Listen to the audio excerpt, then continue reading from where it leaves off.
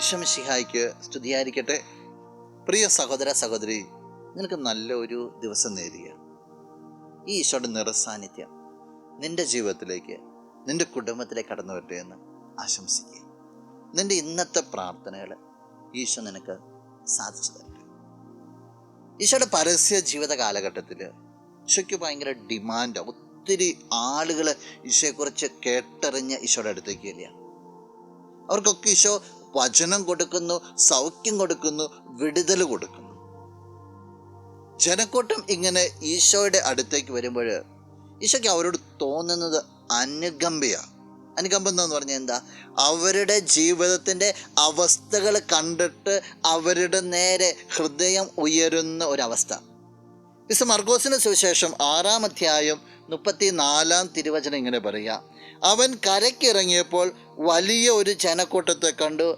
അവരോട് അവന് അനുകമ്പ തോന്നി, കാരണം അവർ ഇടയനില്ലാത്ത ആട്ടിൻപറ്റം പോലെ ആയിരുന്നു. അവൻ അവരെ പല കാര്യങ്ങളും പഠിപ്പിക്കാനായിട്ട് തുടങ്ങി. ഈശോയ്ക്ക് അനുകമ്പ തോന്നി. അവർ ഇടയനില്ലാത്ത, അവരെ നയിക്കുവാൻ ആരുമില്ലാത്ത ആട്ടിൻപറ്റം പോലെയായിരുന്നു. അവർ ചിതറിക്കപ്പെട്ടിരിക്കുന്നു. അവർ പല അസ്വസ്ഥതകളിലാണ്. അവരുടെ ജീവിതത്തിൽ പല പ്രതിസന്ധികളുണ്ട്. അവരെ നയിക്കാൻ ആരുമില്ല. ഈശോയുടെ ഹൃദയം നോവുക. അവരെ ഈശോ പഠിപ്പിക്കുക. അവർക്ക് ഈശോ വിടുതൽ നൽകുക, സൗഖ്യങ്ങൾ നൽകുക. ഈശോയെക്കുറിച്ച് തന്നെയാണ് പറയുക. ഈ ഈശോയുടെ മുമ്പിൽ നീ ഇപ്പോഴായിരിക്കുമ്പോൾ, ഈ വചനം കേൾക്കുമ്പോൾ, പ്രിയ സഹോദര സഹോദരി, ഓർത്തോളണം, നിൻ്റെ ജീവിതത്തിൻ്റെ നൊമ്പരങ്ങളുടെ മേൽ ഈ ഈശോയ്ക്ക് അനുകമ്പയുണ്ട്.